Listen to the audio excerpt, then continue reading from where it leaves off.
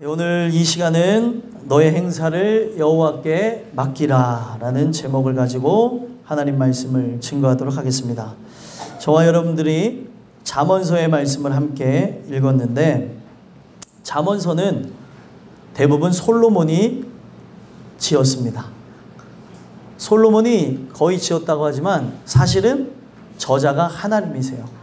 그래서 그 하나님이 솔로몬의 마음을 감화하셔가지고 또 감동케 하셔서 그가 젊었을 때 하나님의 사랑으로 가장 충만할 때 쓴 것이 바로 잠언입니다.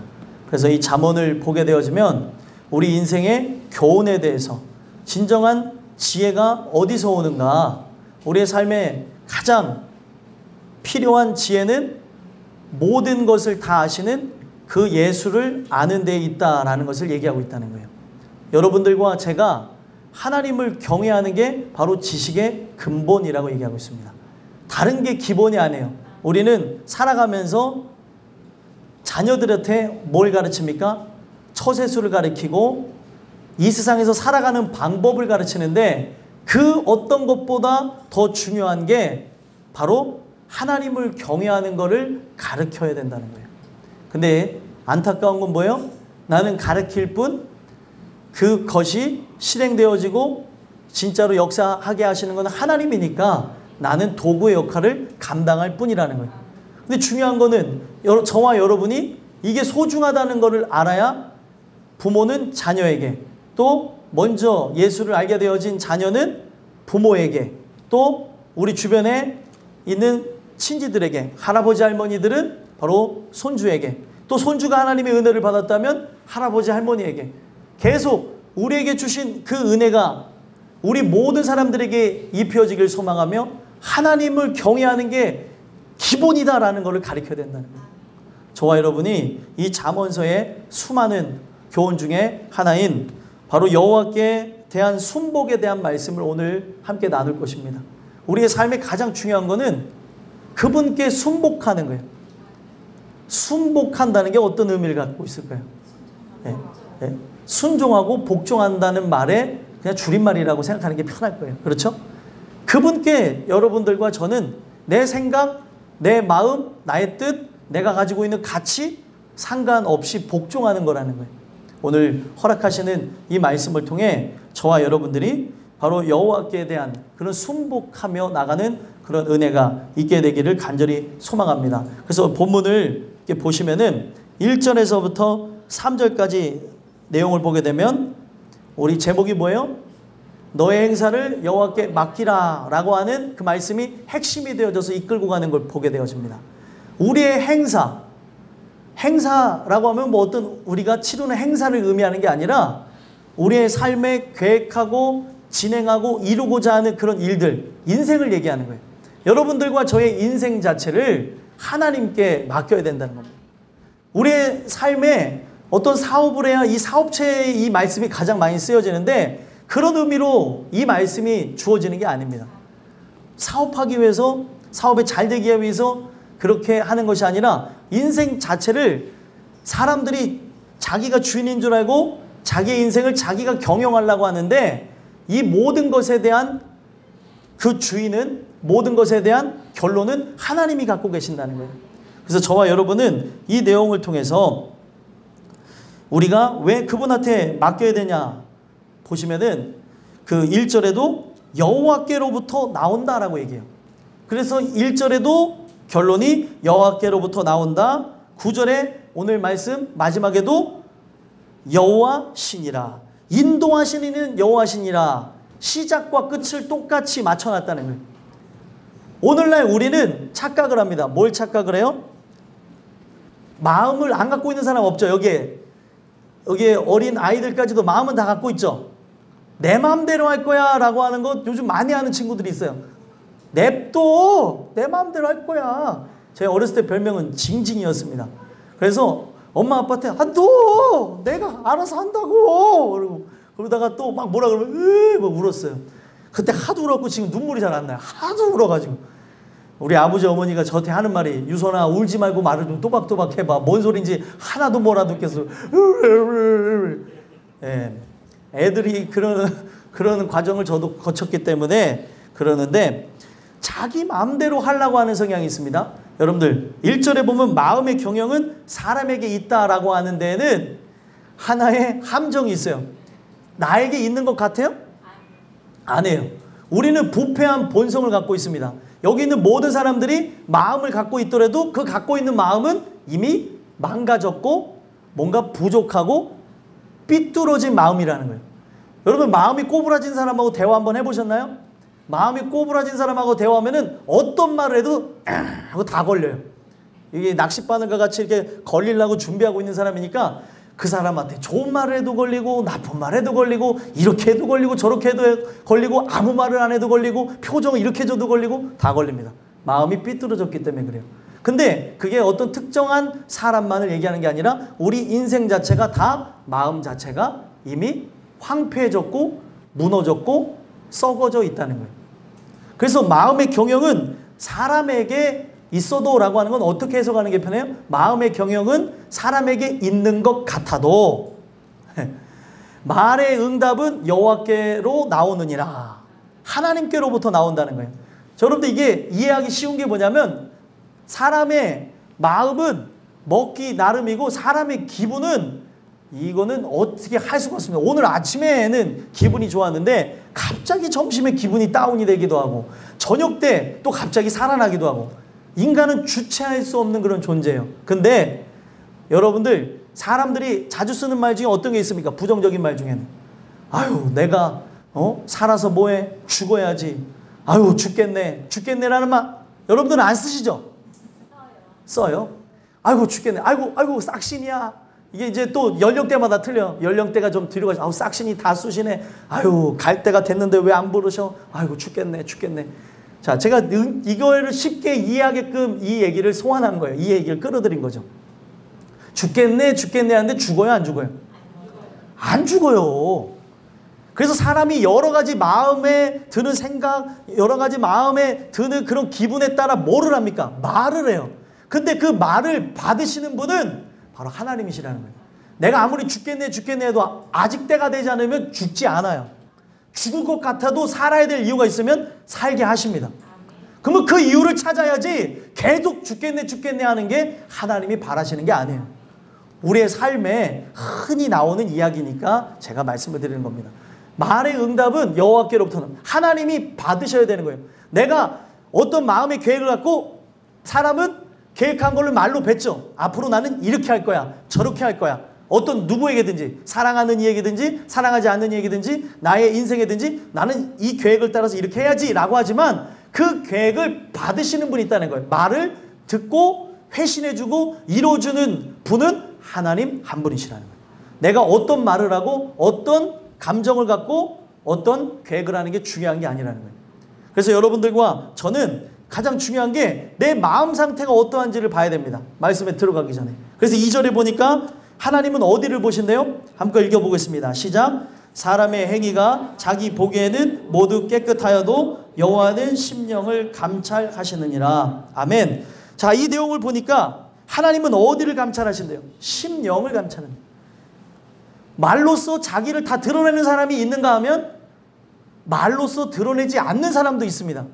내 감정을 숨기고 나의 기분을 숨기고 내가 실제로는 되게 속이 상한데 속이 안 상한 척하기도 하고 지금은 울고 싶은데 웃기도 하고 사람에 따라 다 달라요. 근데 대체적으로 많은 사람들은 말로써 자기를 표현해냅니다. 하나님은 사람의 말을 듣고 단순히 판단하시는 것이 아니라 말이 나오게 되어지는 근원을 보신다는 거예요. 내 마음에 뭐가 들어가 있느냐에 따라서 토해내는 말이 틀립니다. 내 마음에 하나님의 그 성령의 충만함이 없으니까 입을 열면 불평, 불만, 원망 이 세상에 대한 하나님이 역사해 주시는 감사는 온데간데 없고 울분과 또 삶에 대한 스트레스만 토해내고 있다면 그 중심이 어떠한지를 봐야 된다는 거예요. 근데 삶 속에 이런 거를 가짜로 우리가 하도 말씀을 많이 듣다 보니까 역으로 말로는 하나님이 다 하십니다. 내가 주님밖에 없어요. 이런 사람들도 있기 때문에 하나님은 뭐만 보세요? 중심을 보세요. 심령. 그래서 이 중심이 뭐냐면 루아흐라 그래갖고 우리의 안에 영을 보신다는 거예요. 영. 사람 안에 육체 속에 감춰져 있는 본질을 보신다는 거예요. 그래서 그 본질을 감찰하시는데 어떻게 감찰하냐면 무게가 일정해야 되는, 예를 들면 근수가 있잖아요. 뭐 채소는 몇백 그램, 고기는 몇백 그램이 한 근이라고 하면은 그 근에 맞아야 한 근이잖아요. 그것처럼 달아보신다는 거예요. 하나님의 것이라고 하면은 어느 적정의 무게가 있어야 된다고 한다면 이 무게가 부족한지 아니면 무게가 넘어섰는지를 달아본다는 말을 감찰한다는 거예요. 저 영 자체가 온전하게 되어졌는가? 저 영혼 자체가 도대체 뭐를 위해서 살아가는가? 하나님은 그거를 꿰뚫어 보신다는 거예요. 그래서 우리의 삶에 사람은 자꾸 뭔가를 계획하죠. 어린아이도 계획합니다. 그게 방학 때만 하는 경우도 있죠. 동그라미 그려갖고 막 이렇게 해갖고 몇 시에 기상하고 그렇죠? 소아가 격하게 고개를 흔드는데 예. 이게 우리가 그런 계획을 어렸을 때부터 수도 없이 합니다. 근데 이 계획대로 되나요? 물론 하시는 분들도 있어요. 그래서 하신 거를 또 자랑하게 되어지고 의가 되기도 하는데 이것 자체가 쉽게 되지 않게 되어졌다는 거예요. 그리고 하더라도 우리에게 얘기하시는 거는 나의 행사를 하나님께 맡겨야 된다는 거죠. 모든 부분을. 내가 이것을 결정하면서 나가는 것이 아니다라는 걸 가르쳐 주는 겁니다. 소망하기는 저와 여러분이 오늘 이 주시는 말씀을 통해 내 마음이 어떤가? 나는 바로 3절에 나와져 있는 대로 나의 행사를 여호와께 맡겼는가? 하나님께 맡겼다면 그분이 말 그대로 나의 모든 것을 이끌어 가시겠다는 거예요. 여러분들의 인생의 주인은 하나님이십니다. 내가 경영하려고 그러면 안 돼요. 오늘 우리의 삶은 이 세상에서 경영 수업을 받는 겁니다. 그리고 이 경영 수업이 끝나고 저 천성에서 바로 하나님의 분깃을 받아가지고 거기서 왕노릇하며 살아가는 거예요. 그래서 이 땅에서는 성경에 뭐라고 얘기하냐면 종노릇하며 살아간대요. 하나님의 말씀에 의해 통치를 받는 모습이 흡사 종의 모습처럼 비춰질 수 있다는 거죠. 근데 이 세상에서 하나님의 통치를 받고 종노릇하게 되어진 사람은 저 영원한 천국에서 무슨 노릇해요? 왕노릇하게 되어진다. 이게 비밀입니다. 근데 오늘날 하나님의 말씀의 통치를 받으며 인도함을 받으라고 하는 하나님의 말씀을 우리 모두가 밀어내면서 어떻게 해요? 다 왕노릇하길 원한다는 거예요. 내 인생 내가 사는데 내가 결정했는데 누가 뭐라고 하냐? 인생 한 번 사는 거 내 마음이야. 이게 아기 때서부터 나오는 거예요. 애들하고도 봐도 다 알 수 있다는 거죠. 제가 느끼는 거는 꼬맹이들을 보면서도 저희 아내가 이제 어린이집을 다니는데 어린이집에서도 그 애들을 이렇게 케어하는 중에도 어린아이들이 그 애들이 그 영세인데 주도권 싸움을 한다는 거예요. 선생님하고도. 애긴데도 그 작은 아이들이 내 선생님을 이렇게 좀 편안하게 할 수 있도록 그런 걸 보면서 느끼는 게 사람 자체는 죽을 때까지 주도권 싸움을 한다니까요. 각자 처해져 있는 그 환경 속에서 여러분들과 저는 내 주도권을 포기하고 내려놓고 바로 하나님께 맡길 때 그가 경영하셔야, 그가 이끌어 가셔야 여러분들과 저의 영혼은 완전해질 수 있다는 거예요. 오늘 주시는 이 말씀을 통해 내가 바로 여호와께 나의 인생을 맡기고 나가는가 아니면 맡기고 나가지 않는가를 살펴보셔서 그 주시는 은혜 가운데 우리 모두가 그 하나님께 맡기게 되는 은혜가 있게 되기를 간절히 소망합니다. 그래서 세 가지 우리를 돌아볼 수 있는 말씀을 드리고자 하는데, 첫 번째로 나의 행사를 여호와께 맡기면 주관자를 인정하게 되어진다는 거예요. 그래서 4절과 5절의 말씀을 통해서 볼 수가 있는 것인데, 오늘 우리의 인생에 주관자를 인정한다는 게 어떤 의미냐면 이 모든 것을 지정하시고 모든 것을 필요에 따라 이끌어 가시는 진짜 주인이 있다는 것을 기억해야 된다는 거예요. 그가 우리의 삶을 인도해 나가신다는 거죠. 그래서 4절에 보면은 함께 읽어볼까요? 읽어보겠습니다. 시작. 여호와께서 온갖 것을 그 쓰임에 적당하게 지으셨나니 악인도 악한 날에 적당하게 하셨느니라. 아멘. 이 내용을 보면은 온갖 것, 모든 것, 하나님이 만드신 모든 피조물들을 얘기하는 거예요. 근데 그 모든 피조물이 그 쓰임에 적당하게 맞게끔 하나님이 다 목적에 의해 진행되어지도록 지으셨다는 거예요. 그 목적이 있습니다. 도구를 사용하는 것은 그 도구를 통해서 도움을 얻어야 되는 목적이 있는 거죠. 마찬가지로 우리의 인생 자체에 하나님이 우리 인생들에게 원하시는 그 말소리가 있는 거예요. 그 말에 대해서 하나님은 응답해 주길 원하고 그 말에 대해서 그 하나님께서는 우리에게 응답을 주시면서 하나님의 뜻을 이루길 원합니다. 근데 오늘날 많은 사람들은 내 감정을 믿고 그리고 나의 기분을 믿고 내 안에 무엇이 있는지를 살펴보지는 않고 내가 주인이 되어져서 내가 하나님이 되어서 나간다는 거예요. 제일 중요한 거는 주관자가 계십니다. 나는 어떤 쓰임을 위해서 존재하는가를 우리는 알 수가 없기 때문에 나를 이끌어 가시는, 나를 도구 삼아 우리 주변에 있는 영혼들을 구원하시는 그 하나님께 나를 맡겨드려야 된다는 거예요. 여러분들의 인생 자체를. 인생의 주인이 나인 것 같지만 내가 아니라는 사실이에요. 근데 오늘날 많은 사람은 인생의 주인이 나인 것으로 착각을 한다는 거예요. 그래서 내가 수많은 계획을 합니다. 근데 무서운 게 뭐예요? 악인도 악한 날에 적당하도록 하나님께서 그거는 허락하신 거예요. 악인도 자기 주권이 있어요. 악인도 이 적당하게 하셔서 예를 들면 하나님의 뜻을 더 빛내게 되어지도록 쓰임받는 존재들도 있고 또 들러리가 되어질 수도 있고 또 어떤 일을 이루는 데에 필요한 존재로서 잠깐 쓰는 경우도 있다는 거예요. 그래서 무서운 겁니다.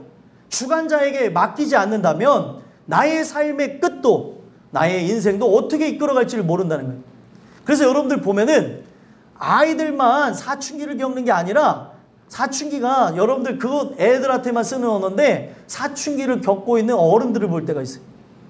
그래서 제가 어른들만 그러나 했더니 애들도 그래. 꼬맹이들도 어린이도 또 청소년도 그리고 청년도 그리고 장년도 노년에 있는 분들도 질풍노도의 시기라 그래서 계속 방황하는 거예요.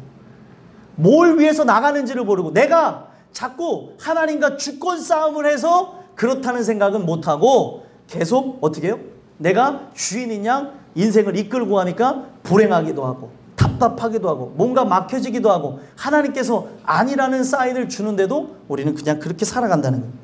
제일 무서운 게 뭐냐면 내가 하나님이 택정해서 구원받는 존재라면 감사하지만 악인으로서 악한 날에 적당하게 하시려고 나를 부르셨다면 얼마나 무섭냐는 거예요.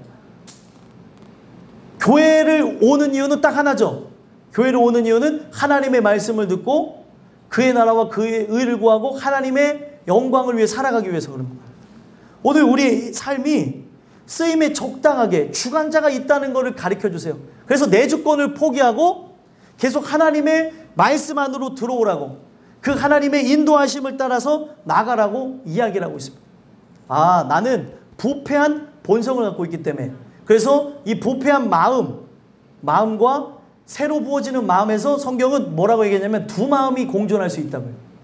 원래는 부패한 마음만 있다가 은혜를 받으면 새 마음이 부어지는 거예요.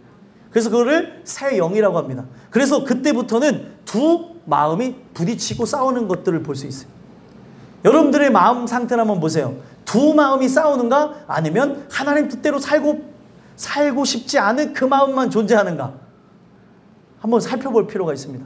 그리고 내가 하나님이 되어져서 내 모든 인생을 인도해 가려고 하는 주관자로 나가는가 볼 필요가 있다는 거예요. 왜 제가 이렇게까지 계속 얘기하냐면 5절 때문에 그래요. 5절 때문에. 5절 한번 읽어볼까요? 읽어보겠습니다. 시작. 무릇 마음이 교만한 자를 여호와께서 미워하시나니 피차 손을 잡을지라도 벌을 면하지 못하리라. 아멘.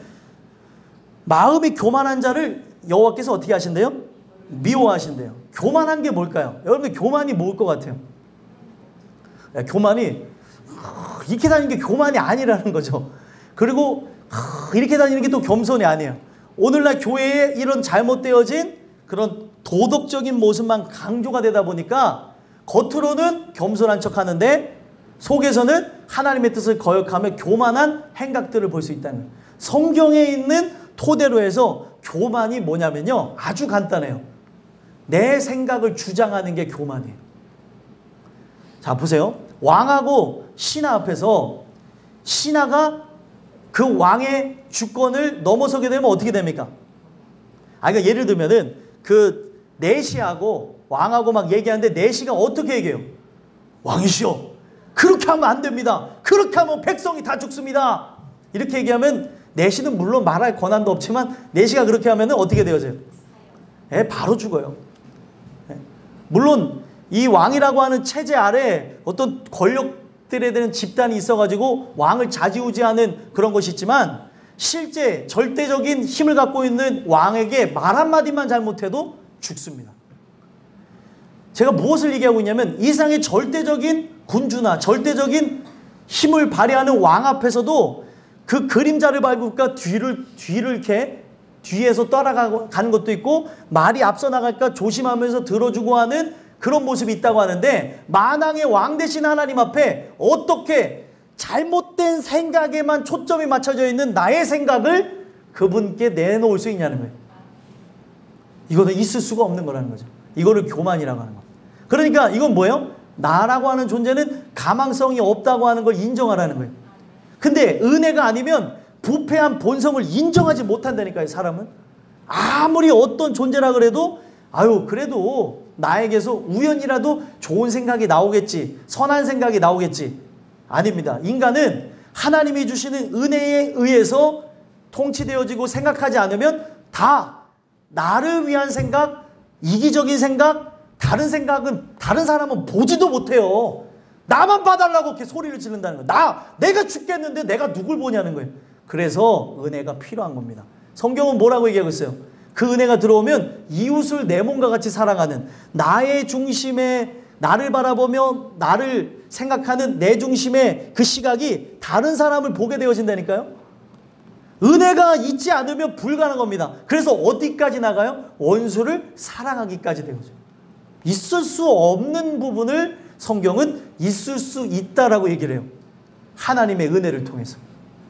그러니까 여러분들과 저는 그 분의 은혜에 의해서 나가는 내 주권 안에 못한다 하지 말고 하게 하시는 이 할 수 있도록 도와주십시오.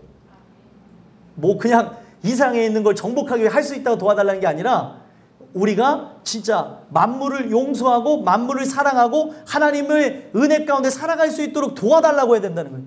내 마음대로 해 나가는 게 아니라는 거예요. 내가 주권자가 돼서 이건 도덕적인 기준에서 미달, 그러니까 심판, 끝. 나는 이제 내 길을 걸어갈 거야. 이런 부분이 아니라는 거예요. 이기적인 그런 생각이 우리의 삶 속에 있는 게 아니라는 거예요. 관계 속에서 조차도요.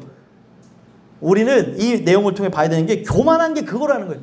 하나님의 생각 아래 내가 갖고 있는 충분히 그럴 수밖에 없는 감정까지도 내려놓은 거를 겸손이라고 하는 거예요. 근데 우리는 자꾸 내 생각, 내 감정, 나의 상황을 얘기한다는 거죠. 그러면 하나님이 미워하신다고 얘기해요. 미워한다는 게 뭐냐면 구역질 난다는 거예요. 이게 너무 언어가 세니까 미워하신다고 번역을 했습니다. 원어는 뭐라고 하냐면 구역질 난다. 그 교만한 마음, 약간의 너의 생각이 있는 거를 다른 언어로 뭐라고 얘기하냐면 우상 숭배를 한다. 이렇게 되었어요. 이게 실제로 이렇게 적혀져 있는 내용이에요. 원래 의미가. 하나님께서는 내 생각을 요만큼도 안 받는다는 거예요. 피곤하신 분들이 많은데 이걸 들어야 삽니다. 내가 지금 하나님의 뜻을 거역하며 그 하나님이 보시기에 구역질나게 하는 존재가 내가 될 수 있다는 거예요. 이거는 여러분들 저부터 주신 말씀이기 때문에 기분 나빠하지 마시고 하나님의 뜻 안에서 내 생각 자체를 자꾸 주장하는 게 하나님 보시기에는 구역질나는 행동이라는 거예요. 우상 숭배자나 할 법한 행동이라는 거죠. 그러다가 뭐예요? 피차 손을 잡을 수도 있어요. 근데 여러분들 피차 손을 잡을지라도 어떻대요? 벌을 면하지 못한대요. 왜 벌을 면하지 못한다고 얘기할까요? 손을 맞잡았어요. 분명히 여러분 악수할 때 왜 악수합니까? 네? 인사할 때 악수하고 서로 이제 경제협력합시다 하면서 악수하는데 악수할 때 여러분들 어떤 정상들이 만나서 악수할 때 속으로는 어떤 생각을 할까요? 예? 여러 나라를 볼 때 악수하면서 그래 내 뜻대로 오고 있어. 잘 되고 있어. 다 자기의 이익을 위해서 서로 협력하고 악수하는 거라는 거예요.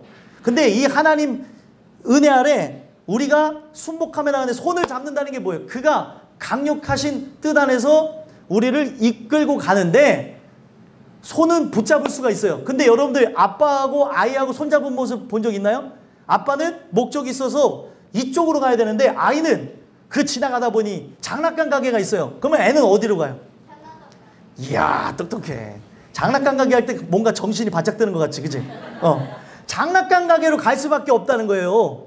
근데 여러분들 이게 뭘 얘기하는 거냐면 맞잡을 수 없는 존재죠. 하나님과 인간이 맞잡을 수 없는 그런 존재인데 우리를 그분의 손에 붙들려서 내 주권을 내려놓은 채 가야 되는데 이 주권이 살아있는 채 손을 잡은 것처럼 나간다면 결국에 벌을 받는다는 거예요. 아니 우리가 이 교회 안에 있으니까 비춰지는 모습은 뭐예요? 하나님 손에 이끌려서 가는 모습처럼 비춰지잖아요. 여러분들의 삶, 저의 삶 아주 적나라하게 한 주간 한번 돌아다 봤으면 좋겠어요. 겉으로 여기서는 한 사람도 빠짐없이 하나님과 손 맞잡은 것처럼 비춰진다니까요. 찬양할 때 우리는 찬양한다니까요. 저부터도. 근데 이 밖을 나가는 순간 손을 맞잡은 것 같지만 내가 가고자 하는 데가 있다니까요. 장난감 가게를 가고 싶어하고 저기 맥도날드 가고 싶고 이게 다 자기가 가고 싶은 데만 나요.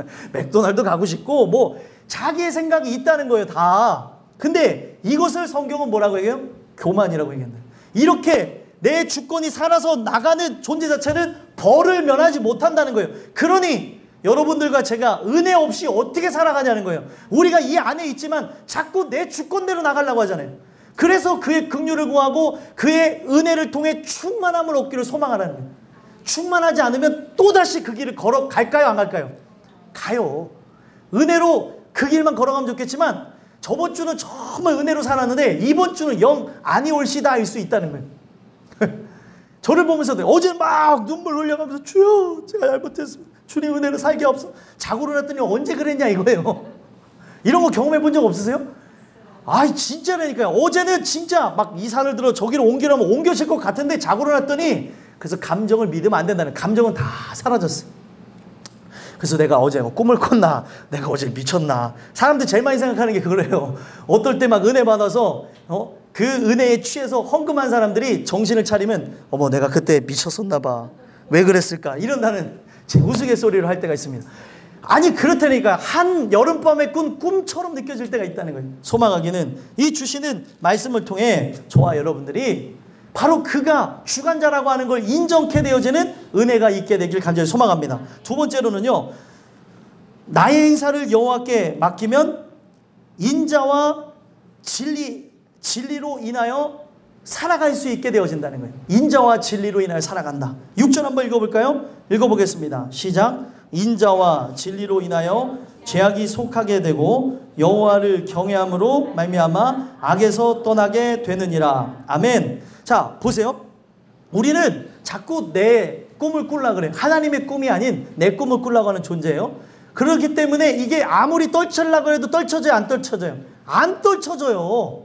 아 진짜라니까요. 내가 결단해서 이제 내 마음을 붙잡아서 나는 항상 은혜 속에 살아야지 하지만 돼요? 안 돼요? 안 돼요. 그렇기 때문에 예수가 죽으셔야 됐다는 거예요. 그 예수의 십자가를 의지할 때 우리는 새 힘을 얻게 되어지고 다시 시작할 수 있게 되어지고 그 십자가 사건을 통해 하나님의 영광으로 나갈 수 있게 되어집니다. 그래서 여러분들 보면 우리가 진짜 죄인됨을 알게 되어지는 역사, 아 나로서는 항상 다른 꿈을 꾸는 존재구나 라고 결론이 난 자는 십자가 밑으로 나갈 수밖에 없다는 거예요. 그래서 인자라고 하는 단어를 보면 인자는 뭐예요? 인간의 언어로 표현이 안 되는 단어가 인자입니다. 그래서 시편에서는 기이한 사랑이라고 하는 단어를 썼어요. 사람은 사랑할 때 조건이 없는 것 같아도 있어요? 없어요? 있습니다. 그래서 사람은 뭐라고 해요? 제 눈에 안경이죠. 내 눈에 이뻐 보였고 내 눈에 멋있어 보였고 아름다워 보였기 때문에 사랑하는 거예요. 다른 사람이 봤을 때는 아니더라도 내 눈에는 그렇기 때문에 그러하다는 거죠. 조건이 반드시 존재합니다. 그런데 하나님은 조건이 존재하지 않았어요. 죄인 되었을 때에 사랑하셨대. 우리가 하나님의 뜻을 거역하고 그 죄값으로 자신의 아들이 죽었어야 되는데도 불구하고 우리를 사랑하셨다는 거예요. 그거를 표현할 수 있는 게 바로 인자하심입니다. 기이한 사랑. 인간의 언어로 표현이 안 되는 거죠. 사랑할 그런 조건이 되지 않는데 사랑을 한다는 거예요. 그래서 그 사랑하심으로 인하여서 그 끊임없는 그 사랑하심을 만방에 알리며 이것이 바로 진리다라고 보여준 게 바로 십자가 사건입니다. 그래서 진리는 뭐냐면 예수님의 십자가를 얘기하는 거예요. 그래서 성경은 뭐라고 얘기합니까? 진리를 알지니 진리가 너희를 자유케 하리라. 진리를 안다는 건 뭐냐면 우리의 연약한 죄인은 십자가 긍휼 외에는 살아갈 방도가 없다는 걸 깨닫는 걸 의미하는 겁니다. 그래서 십자가 밑에 나가야 거기서 내 죄악이 속하게 되어지고 거기서 새로워진 개체가 되어지고 또다시 그 십자가 사건을 통해 육은 죽고 영은 살게 되어지는 거예요. 그래서 말씀을 들어야 된다고 하는 겁니다. 말씀을 들어야 나의 잘못되어진 생각, 결단, 의지, 감정 이게 다 사라진다는 거예요. 인간의 몸을 입고 있으니까 그게 올라온다니까요. 목사라고 해서 안 올라오는 게 아니에요. 여러분들 수도 없이 여러분들이 겪는 과정 똑같이 사람이라 똑같이 겪고 있습니다. 그래서 하나님이 답답한 저를 보면서도 얘기하는 게 십자가가 진리라고 하는 것을 보여줄 수 있도록 세워진 과거, 현재, 미래를 관통하는 조형물이라는 거예요. 눈으로는 보여요, 안 보여요? 안 보이죠. 눈으로는 과거에 세워졌다가 없어진 십자가입니다. 그런데 이 십자가가 인류에게 세워져 있다는 거예요. 진리가 무엇이죠? 진리는 변하지 않는 거죠. 십자가는 변하지 않습니다. 죄인들에게는 바로 용서하심과 생명을 주는 장소로 쓰겠다는 거예요. 그러면 누가 거길 나가냐는 거예요. 누가? 죄인이 나가는 거예요. 죄인. 못 살겠어요. 죽겠어요. 아우 나는 도대체 왜 이런지 모르겠어요. 말만 하지 마시고 십자가 밑에 나오라는 거예요. 말씀을 들어야 살죠. 말씀을 들어야 내가 안 되는구나. 내가 진짜 버틸라 그래도 안 되는구나. 그게 직장에서든 사회에서든 가정에서든 마찬가지입니다. 그래서 내가 은혜 받을 때는 막 하는 것 같은데 은혜가 떨어져 보면은 어떻게 해요? 옛날 모습 그대로 나오는 거예요. 여러분들 우리는요 작심삼일이에요. 여러분들과 저의 그런 의지력 자체는 굉장히 약하다는 것을 인정하셨으면 좋겠어요. 강한 걸로 착각하면 안 돼요. 나는 할 수 없는 존재구나. 그러나 예수 안에서 할 수 있구나. 그래서 그 예수가 필요하신 건데 예수가 없이 할 수 있다고 하면서 내 마음대로 나갔다가 못하겠다 하겠다 이게 아니라는 거예요. 하나님께 도우심을 구해야 작은 거 하나도 들 수 있는 게 인간입니다. 은혜의 사람은 그렇게 만들어 놓은 거예요. 근데 그렇지 못해서 마음의 황폐함과 답답함과 그리고 스트레스와 그 모든 부분을 이겨낼 수 없는 먹어도 먹는 것 같지 않으니까 못 먹는 거고 내가 마셔도 마시는 부분에 기분을 느끼지 못하니까 못 마시는 거고 입어도 재미를 못 느끼니까 그렇게 살아가는데 하나님이 은혜를 베푸시면 이 모든 육체의 삶 때문에 살아가는 게 아니라 사람은 떡으로 사는 게 아니구나. 여호와 입에서 나오는 말씀 때문에 사는 거구나. 그거를 가르쳐 준다는 거예요. 근데 그거를 그렇게 얘기하는데도 말씀 없을 것처럼 살 것 같으니까 죽을 것 같이 만든다니까요. 하나님이. 이거를 깨달음으로 죽을 것 같은 여러분들의 삶에서 벗어났으면 좋겠습니다. 제가 너무 속상해서 그런 거예요. 반복이에요. 반복. 다람쥐 쳇바퀴 돌아가듯이. 이게 여러분들 인생을 보고 얘기하는 것 같아요. 제 인생을 보면서 그래요. 그래서 하나님이 유선아 또 다시 얘기하는 거예요. 그래서 내가 너를 위해서 죽었다. 오늘도 십자가를 기억해라. 십자가 밑으로 나와라. 너의 육은 죽었음은 선포하고 바로 그 살리시는 하나님의 뜻을 따라 너의 영혼 또한 살리실 거를 믿어라. 하나님이 그 얘기를 하신다니까요. 말씀을 통해서. 귀로 들리는 게 아니에요. 말씀을 통해서 내 마음을 치고 강력하게 들어옵니다. 나라고 하는 존재는 안 되는구나. 그래서 은혜가 필요하구나. 여러분 우리 자아성찰 되는 것 같아요? 안 된다니까요. 예? 되는 것 같더라도 나중에 또 넘어지는 나를 봅니다. 여러분들 우리는 은혜에 의해서 유지되어지고 은혜에 의해서 살아갈 수 있는 것이지 사람 자체는 끝까지 똑같다니까요. 좋아하는 거 하나님이 바꾸셔야 바뀌어지지 내가 여러분들 그 좋아하는 게 바뀌어지는 것도 먹을 만큼 먹어봤고 내가 다 쓸 만큼 써봤고 다 누려봤기 때문에 바뀌어지는 경우가 많아요. 사람이 그 10대, 20대, 30대, 40대, 50대, 60대마다 좋아하는 게 다 틀리게끔 만들어놨습니다. 하나님이.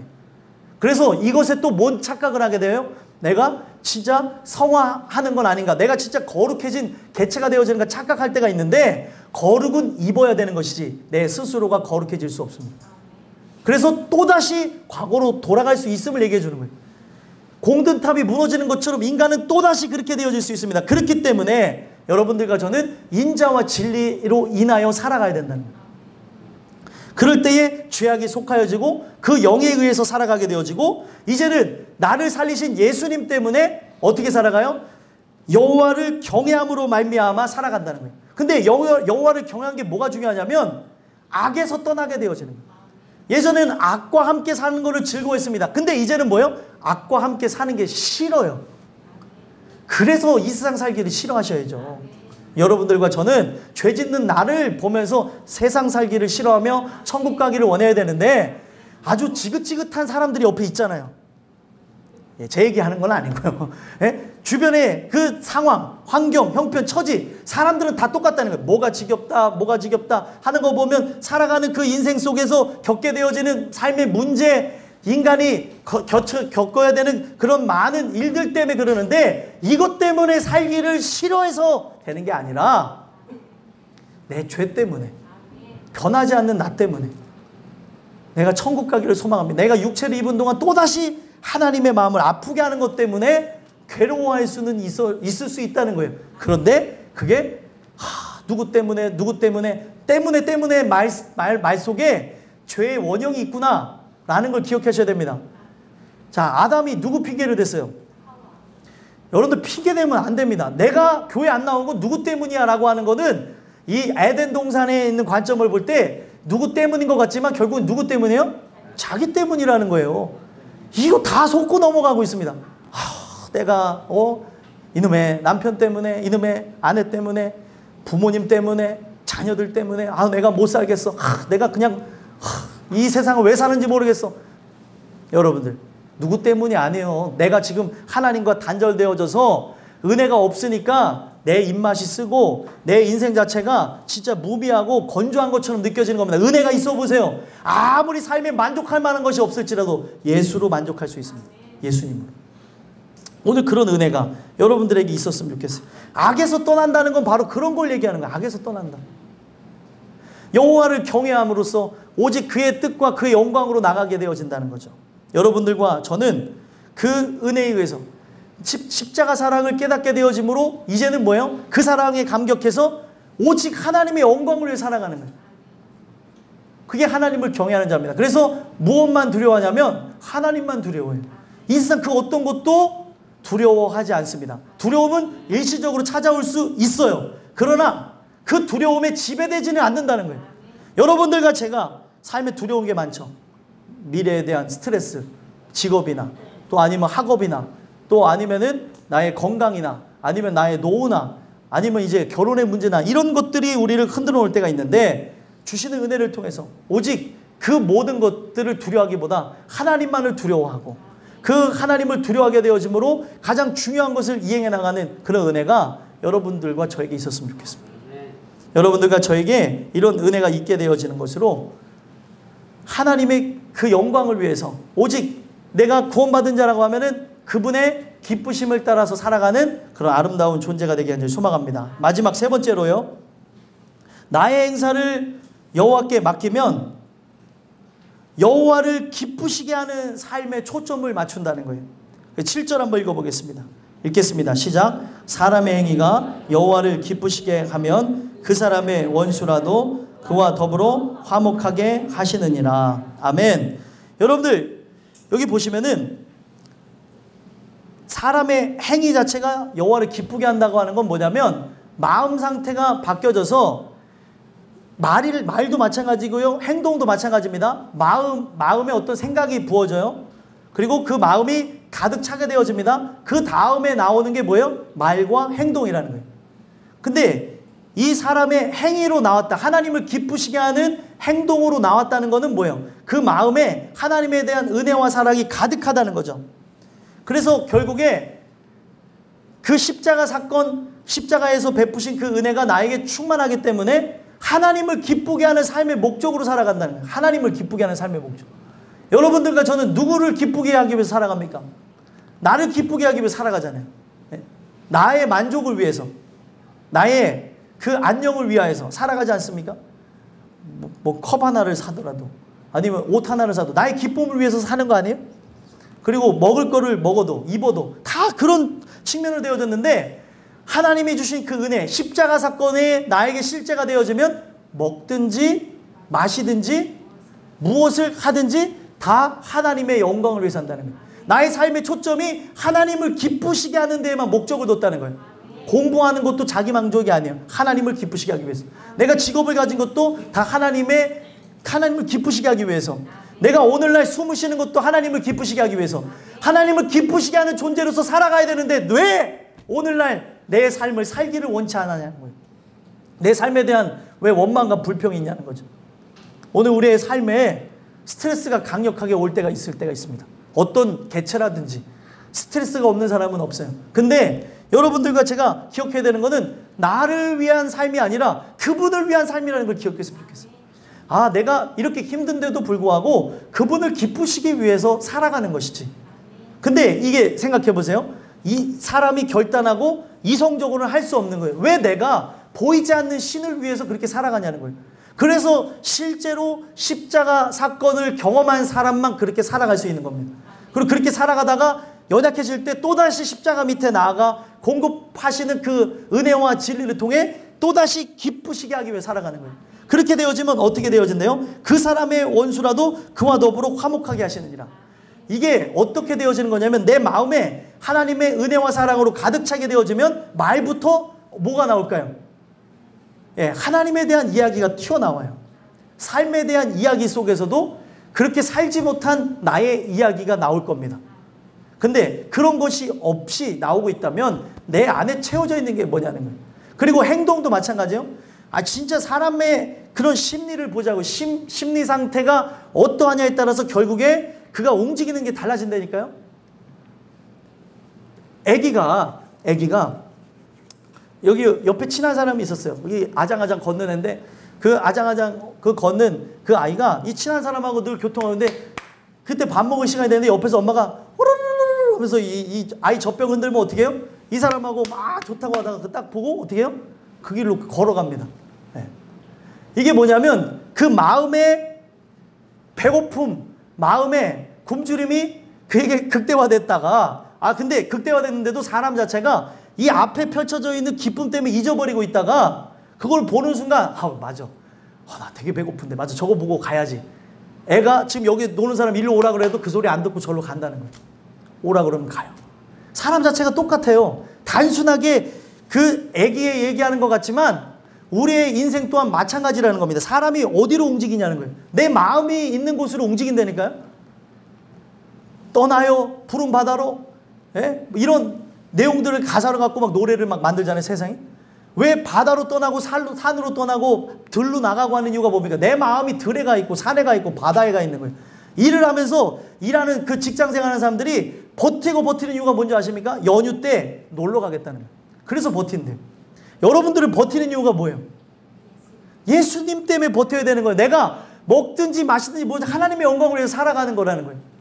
근데 그것이 없이 그냥 버티기만 하니까 다 힘들고 다 불평불만 원망밖에 안 나오는 겁니다.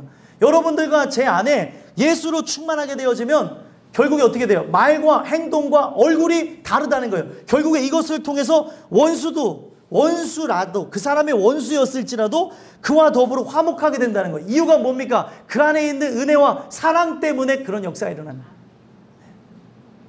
여러분들과 저는 하나님 주신 은혜를 통해 사람들이 하나님께로 나아가게 되어지는 이정표 역할을 해야 되는 거예요. 이정표가 이정표의 역할을 해야지라고 해서 거기 서 있는 게 아니죠. 어떤 목적하에 세운 사람이 있는 거죠. 하나님의 목적하에 여러분들은 이정표로 세워져야 되는 거예요. 그러면 그 이정표를 보고 그들이 어디로 나가요? 십자가 밑으로 나가는 일들이 있어요. 여러분들과 제가 바로 그런 역사의 주인공들이 됐으면 좋겠어요. 하나님을 기쁘시게 하는 거죠. 믿음이 없이는 기쁘시게 할 수 없습니다. 하나님이 주신 걸 갖고 하나님을 기쁘게 할 수 있는 거예요. 내가 진짜 그분을 기쁘게 하는가? 아니면 나만을 기쁘게 하며 살아가는가를 돌아볼 필요가 있다는 겁니다. 신앙생활을 연수로 얘기할 수가 없다고 얘기하는 게 분명히 빠른 사람도 있고 분명히 느린 사람도 있습니다. 그래서 늘 말씀을 들을 때마다 여러분들 간절히 소망하셔야 돼요. 이 이야기가 나에게 들려지기를. 그러면 여러분들 시간이라고 하는 거는 우리에게 속이게 되는 하나의 도구예요. 시간이 지나가게 따라 이 육체가 커나갔듯이 영적으로 성장할 거라고 생각하면 착각이라는 거예요. 오늘만 나에게 주어진 시간일 수도 있어요. 그리고 오늘만 주어진 나의 그 시간이 나의 영혼을 충분히 구원시킬 수 있는 때가 될 수도 있다는 겁니다. 시간이 되어져야 있게 되어지고 시간이 되어져야 되어진다라고 하는 거를 가지고 우리를 다 얘기하면 안 된다는 거죠. 오늘 이 주시는 말씀을 통해 저와 여러분들이 바로 그런 삶으로 하나님의 영광을 위해서 살아가는 개체가 됐으면 좋겠습니다. 8절 한번 읽어보겠습니다. 읽겠습니다. 시작. 적은 소득이 공의를 경하면 많은 소득이 불의를 경한 것보다 나으니라. 아멘. 이게 도대체 무슨 얘기인가, 연결되는 이야기인가 라고 생각할 수 있겠지만 하나님을 기쁘시게 하는 하나님의 나라와 의만은 바라보는 사람의 개체라고 바라다 보세요. 자, 그런 사람이 이 세상을 살아가면서 우리는 먹고 살아야 되잖아요. 그렇기 때문에 직업을 어쩔 수 없이 갖게 되죠. 근데 그 직업을 가진 그 부분에서 우리가 하나님 때문에 적은 소득으로 살아갈 수가 있습니다. 여기에 적은 소득이라고 되어 있지만 그 원어의 의미로는 거의 없는, 진짜 기대할 수 없는 소득이 그에게 있을지라도라고 이렇게 번역할 수 있어요. 근데 거기에 뭐가 있으면 되는 거예요? 공의. 공의가 무엇이냐면요, 옳은 것을 찾아가는 것입니다. 그래서 찾는 자에게는 복, 찾지 않는 자에게는 저주라고 하는 게 실행이 되어지는 거예요. 근데 오늘날 나의 삶이 하나님의 얼굴을 구하고 그 얼굴을 찾아가는 삶의 부분에서 내 소득이 그분을 얼굴을 찾는 것 때문에, 그분의 나라를 구하는 것 때문에, 그분의 의를 구하는 것 때문에 적은 소득을 얻는다고 한다면 이거는 불편한 게 아니라는 걸 얘기하는 거예요. 아무리 그 다음 나오는 게 뭐예요? 많은 소득이 벌린다 하더라도 불의를 겸한 것보다는 훨씬 낫다는 거예요. 많은 소득을 벌지라도, 내가 돈이 내 수중에 들어온다 할지라도 나의 삶에 나를 기쁘게 하는 것을 쓰게 하기 위해서 돈이 필요한 거 아니에요? 육체를 기쁘게 하는 데서 돈 없이는 기쁘게 하기가 힘들어요. 그냥 기쁘면 되지. 이러면 좋겠는데 사람이 그렇지 못한다는 거예요. 저만 이상한 사람인가요? 저도 돈을 많이 쓰는 사람이 아닌데도 돈이 필요하다니까요. 그렇죠. 근데 이 부분에서 볼 때 돈을 갖고 있는 이유가, 돈이 필요한 이유가 뭐예요? 자기의 삶의 기쁨을 주기 위해서 이 소득을 많이 얻기를 원한다는 거예요. 여러분, 이왕들 돈을 버시는데 돈을 많이 벌길 원합니까? 적기를 벌길 원합니까? 다 많이 벌어서. 예? 어떻게 벌어서 어떻게 쓰길 원한대요, 다. 예, 다 막 그런 얘기들을 한다는 거예요. 누구나. 교회 다니는 사람 또한도 그런 얘기를 하게 되어지는데, 오늘 우리의 삶이 많은 소득이 불의를 경한 것보다 낫다고 하는 이 이야기는 어떤 걸 이야기하는 걸까요? 오늘 우리의 삶에 그 원초적인 것을 따라서 나를 기쁘게 하면서 진짜 하나님이 바라시는 그 의가 아닌 썩어질 것을 가지고 나간다면 아무짝에도 쓸모가 없다는 거예요. 그래서 예수님이 이것을 쉽게 이해할 수 있도록 천하를 얻고도 목숨을 잃으면 아무 소용이 없다는 거예요. 여러분들, 이 목숨 자체를 얘기하는 건 여러분들의 영혼을 얘기하는 거예요. 내 영혼이 피폐해져가고 죽어져 가는데 돈이 무슨 상관이에요? 오늘 우리의 삶 속에서 가장 중요한 걸 보자면 돈을 벌지 말자는 의미가 아니라, 우리가 이 돈이라고 하는 건 어쩔 수 없이 이 생활을 유지하기 위해 필요한 것인데, 그것에 의해 노예가 되지 말고, 돈의 노예가 되지 말고 돈 위에 계시라는 거예요. 오늘 우리의 삶을 진짜 공급하시는 이는 하나님이시라는 거예요. 오늘 내가 이것을 공급하기 위해서 소득을 많이 얻어야 된다고 하는 그런 기초적이고 아주 지극히 세상적인 관념에 빠져서는 안 된다는 겁니다. 이게 자본주의의 논리거든요. 법만큼 쓰게 되어지는 그런 건데, 성경은 그걸 초월했다는 거예요. 무슨 논리가 필요가 없습니다. 내가 진짜 가난하게 산다 할지라도 그의 공의를 찾는 게 진짜 필요하다는 거예요. 그의 얼굴을 구하는 게 진짜 필요한 거라는 겁니다. 여러분들과 제가 바로 그런 자들이 됐으면 좋겠어요. 아무리 우리의 삶에 돈이 정말 중요하다 하더라도 그 돈이 아닌 바로 그분의 영광을 위해서, 그분의 뜻을 위해서 하나님을 기쁘시게 하는 것이 첫 번째가 되어지고 그 은혜로 나가는 저와 여러분들이 되길 간절히 소망합니다. 그래서 9절에 보시면 결론인데 함께 읽어볼까요? 읽어보겠습니다. 시작. 사람이 마음으로 자기 길을 계획할지라도 그의 걸음을 인도하시는 이는 여호와시니라. 아멘. 자, 여러분들, 마음으로 자기 길을 계획할지라도, 마음으로 많은 경영을 해요. 1절에 있는 말씀처럼 그게 사람에 있는 것 같더라도 말의 응답은 여호와께로 온다는 거예요. 그 말이 이루어지는 것은 하나님이 정하신다고 얘기하는 것처럼 내가 어떤 계획을 하고 계획이 수정되어지고 한다 할지라도 제일 중요한 것은 우리가 그의 걸음 안에서 그의 안에서 걷는 것이 가장 중요하다는 거예요. 그래서 성경에는 이 갈라디아서 이런 말씀이 있습니다. 성령으로 살면 성령으로 행할지니라는 말씀이 있어요. 그게 어떤 것을 의미하는 거냐면 성령 안에 거한 자가 성령 안에서 거할 때 성령 안에서 걸음이 시작되어진다는 거예요. 제일 중요한 게 성령 안에서 나가는 것이지 그 성령을 내 마음에 어떤 그런 불의한 것을 채워주기 위한 것으로 사용되어지고 내 욕심을 채우기 위한 그런 것이 아니라 그분 안에 순복되어지고 내 모든 것이 포기되어진 상태에 나갈 때에 그렇게 영광을 돌리며 살아갈 수 있다는 거예요. 그래서 얘기한 게 뭐예요? 헛된 영광을 구하지 말라는 거예요. 썩어질 영광을 구하지 말라는 거예요. 오늘 이 주시는 이 말씀을 통해 저와 여러분들이 내 마음은 자꾸 두 마음이 생겨요.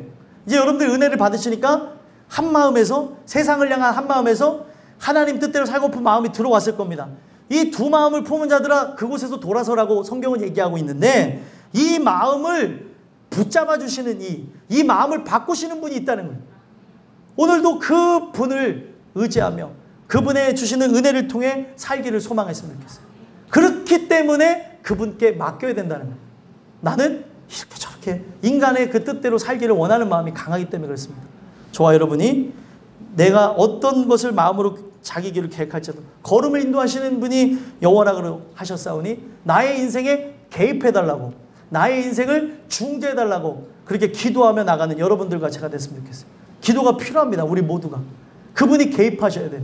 안 그러면 나는 내가 하나님이 되어져서 내 마음대로 살다가 죽는 개체받게 되지 않는다는 거예요. 하나님이 인도해 주셔서 저와 여러분이 아직까지 이 행사를 맡기는 데서 80%는 맡겼는데 20%를 갖고 있다면 그 20%도 맡겨드렸으면 좋겠고요. 아직 내가 100%를 갖고 있을지라도 하나님 주신 은혜 가운데 100%를 맡기는 여러분들이 제가 됐으면 좋겠고요. 이 주신 은혜를 통해 오직 하나님께 모든 걸 맡기고 인도하심을 따라 나가는 저와 여러분들이 되기를 예수 그리스도의 이름으로 간절히 소망합니다. 기도하겠습니다.